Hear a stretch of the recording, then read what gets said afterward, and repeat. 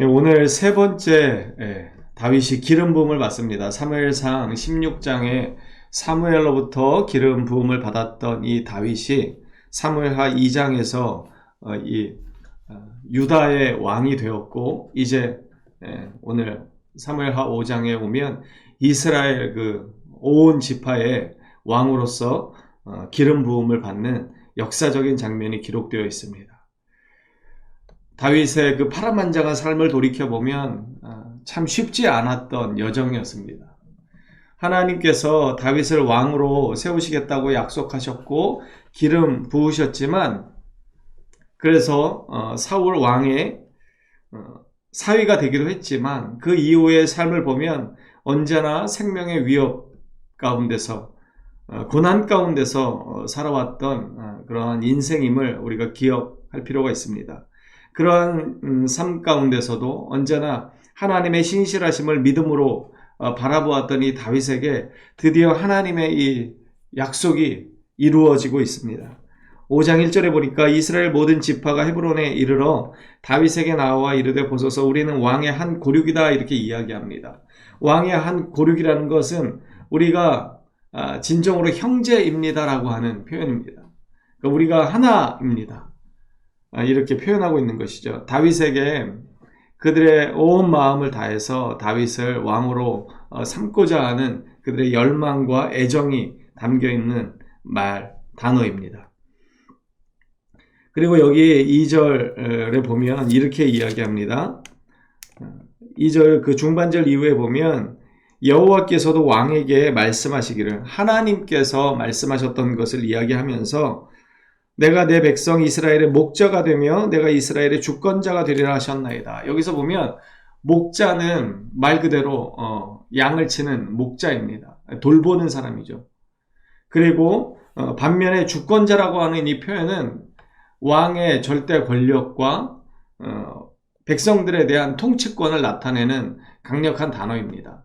그러니까 신정국가에서 왕의 역할은 어떤 것인가? 절대 권력을 가지긴 했지만, 그래서 백성들에 대한 통치권을 가지고 있지만 군림하는 자가 아니라 보호하는 자, 목자인 것을 우리는 기억할 필요가 있습니다. 그러니까 예수님께서 이 땅에 오셨을 때 목자로 오신 것이고 왕으로 오신 것이죠. 그래서 예수님께서는 마가복음 10장 45절에 인자가 온 것은 섬김을 받으려 함이 아니라 도리어 섬기려 합니다, 이렇게 말씀하셨습니다. 그 섬김이 어디까지 가는 섬김입니까? 자기의 생명을 많은 사람의 대속물로 내어주는 데까지 나아가는 참된 희생의 섬김이었음을 우리는 기억합니다. 다윗이 이스라엘의 왕이 될 때 이 하나님의 약속의 말씀을 백성들이 기억합니다. 그리고 당신이 우리의 목자가 된다고 말씀하셨고 우리의 주권자가 되신다고 말씀하셨습니다. 다시 한번 하나님께서 세우신 왕의 이 모습은 이 두 가지의 모습이 다 있는 것입니다. 섬김의 왕일 뿐만 아니라 강력한 지도력을 가지고 백성을 보호할 뿐만 아니라 백성을 통치하는 왕, 그것이 신정국가, 하나님께서 원하시는 나라의 왕의 모습인 것입니다. 그래서 드디어 이 3절에 보면 언약을 맺습니다. 그런데 이 언약을 맺는다는 것은요, 서로 쌍방 간에 합의를 하는 것과는 상당히 거리가 먼 것입니다. 다윗에게 하나님께서 왕으로 세우시겠다 말씀하셨고 사무엘을 통해서 기름을 부어 주셨습니다. 그리고 여기에는요, 다윗과 하나님과의 어떤 쌍방 관계 안에서 이루어진 것이 아니라 하나님의 전적인 주권 안에서 이루어진 것입니다. 그렇기 때문에 오늘 이 5장 3절의 말씀도 마찬가지입니다. 그들과 언약을 맺었다, 이렇게 이야기하고 있는데, 이스라엘 백성들이요, 다윗을 왕으로 세우고 싶어 합니다. 그래서 찾아왔고 이스라엘의 온 지파가 다윗을 왕으로 세우고자 합니다. 그런데 여기 3절에 보면 이 약속, 언약의 이 주체가 누군가 하면 다윗 왕이 헤브론에서 여호와 앞에 그들과 언약을 맺었다, 이렇게 기록합니다. 그러니까 서로 쌍방 간의 언약을 맺었다라고 표현하지 않고 다윗 왕이 언약을 맺었다라고 표현합니다. 이것이 무슨 의미냐면 하나님께서 사무엘을 통해서 다윗을 선택한 다윗에게 기름을 부어주셨던 것이 쌍방 간의 어떤 계약이 아니라 하나님의 전적인 선택과 주권이었음을 나타내듯이 지금 이스라엘이 다윗을 왕으로 세우고자 하는 그 마음으로 나왔지만 이 언약의 주체는 다윗에게 있습니다. 그리고 이스라엘 백성들은 하나님의 약속에 이제는 신실하게 순종하겠다라는 마음으로 나온 것이죠. 그래서 이 언약의 모든 주체가 바로 하나님께 있음을 우리는 기억할 필요가 있습니다. 하나님께서는 철저하게 자신이 하신 말씀을 이루고 계신 것입니다. 오늘 설교의 제목이 약속의 성취죠. 드디어 하나님께서 약속하셨던 그 모든 약속, 다윗에게 하셨던 통일 왕국의 왕이 되게 하겠다는, 목자가 되게 하시고 지도자가 되게 하시겠다는 그 하나님의 신실하신 약속이 이제는 이루어지는 것입니다. 민수기 23장 19절에 보면 발람이 하나님은 인자가 아니시기 때문에 시건하지 않는다 말씀하시고 그 말씀하신 바를 행하시는 분이라고 말씀하셨습니다.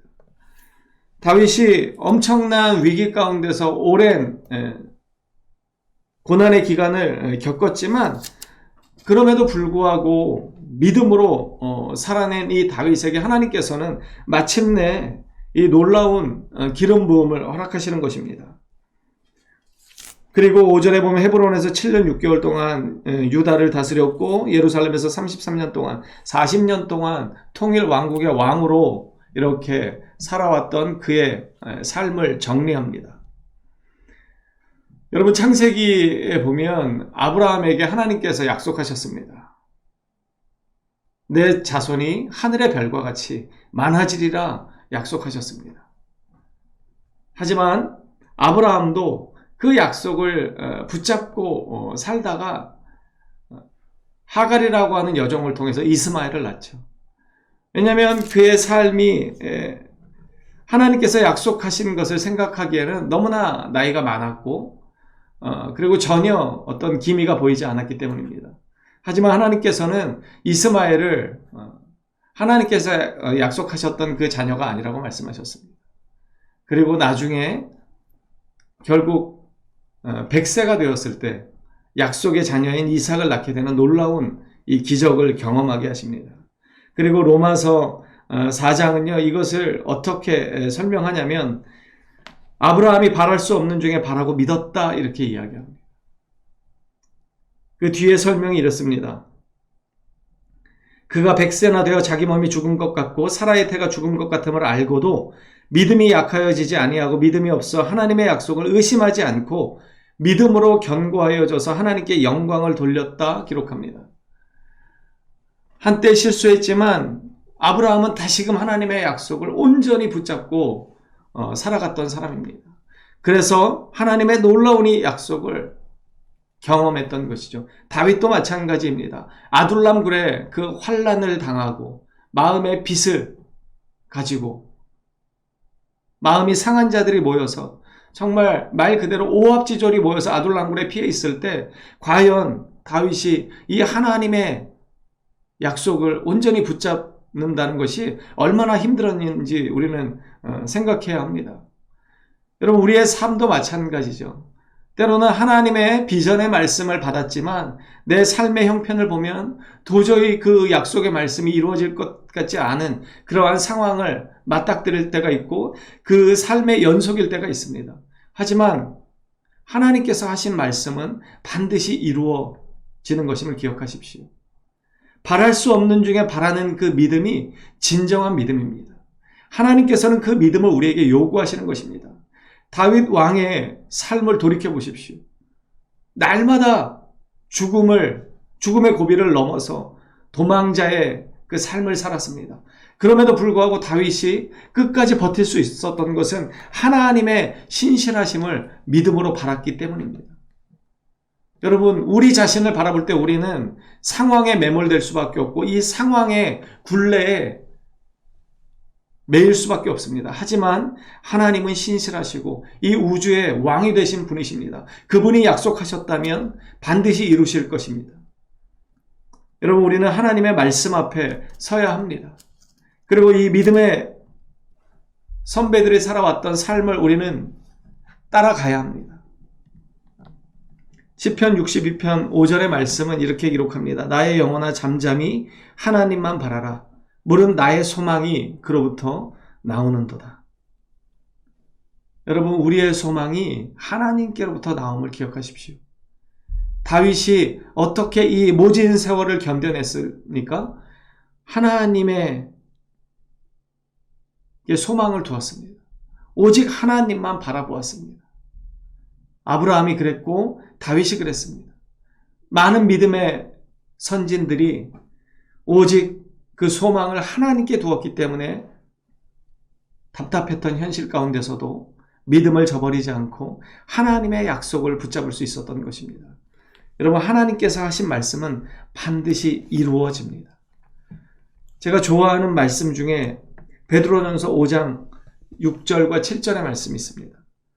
그러므로 하나님의 능하신 손 아래에서 겸손하라. 때가 되면 너희를 높이시리라. 너희 염려를 다 주께 맡기라. 이는 그가 너희를 돌보심이라. 여러분, 우리의 삶을 온전히 주님께 맡겨야 합니다. 왜냐하면 주님께서 때가 되면 우리를 높이시기 때문에 그렇습니다. 여러분, 하나님의 신실하신 약속을 붙잡고 우리의 소망이 오직 주께로부터 나온다는 이 사실을 기억하시고 현실에 매여서 하나님의 약속을 의심하는 자가 아니라 그 현실을 뛰어넘어 일하시는 하나님의 약속을 붙잡고 그 약속을 쟁취하시고 그 약속을 이루시는 하나님의 능력을 경험해 나아가는 저와 여러분 되기를 간절히 소망합니다.